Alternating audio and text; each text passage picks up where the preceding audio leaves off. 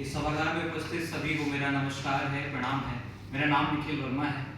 मैं DD news के social media team का एक छोटा सा हिस्सा हूँ और आज इस हिस्से को मौका मिल रहा है 427 के इस रूम में बैठने का।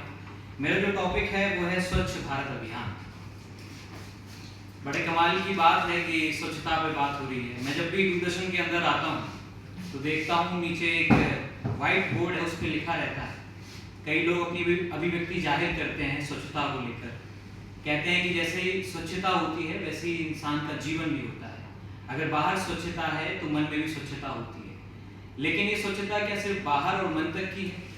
यह स्वच्छता आने वाले समय की है, भविष्य की है, या आने वाली पीढ़ियों की है? या ये स्वच्छ भारत मिशन किस बात का संकेत देता है? बात हम आज से 10 साल पहले चले जाएं, आज हम 2025 के साल में 2015 में चले जाएं, 2014 में चले जाएं, 2013 में चले जाएं, जब आदरणीय प्रधानमंत्री श्री नरेंद्र मोदी जी जब राष्ट्रपति भवन से शपथ लेते हैं प्रधानमंत्री की, तो वो एक कल्पना भी विकसित करते हैं और एक संकल्प भी देते हैं कि भारत के जन जन को स्वच्छता में हाथ बढ़ाना है। अमेरिका में जब भी हम साफ सफाई के मामले की अगर हम बात करते हैं तो हम दूसरे देशों का ज़्यादातर हम कहते हैं कि दूसरे देश ऐसा कर रहे हैं, यूक्रेन में ऐसा हो रहा है, इजराइल में ऐसा हो रहा है, अमेरिका में स्वच्छता पे शुल्क लग जाते हैं अगर कोई भी वहाँ गंदगी करता है, अगर वहाँ जरा सी भी कोई भी असुविधा जाहिर होती है तो लोग आवाज उठा लेते हैं। लेकिन हमारा भारत देश जो कि जिसकी कल्पना है कि हम 2047 में इसको विकसित बनाएंगे, उसमें सबसे बड़ा जो रोल है वो कहीं ना कहीं स्वच्छता का है। क्योंकि स्वच्छता जहां होती है, हमारे हिंदू शास्त्रों में कहा जाता है लक्ष्मी का वास भी वहां होता है। स्वच्छता जहां होती है वहां सरस्वती का भी वास होता है। स्वच्छता जहां होती है वहां धर्म के जितने भी देवी देवता हैं वहां शरण लेते हैं। और ये स्वच्छता हमारे हिंदू पुराणों से लेके हमारे आज के डिजिटल इंडिया में भी देखने को मिल रही है।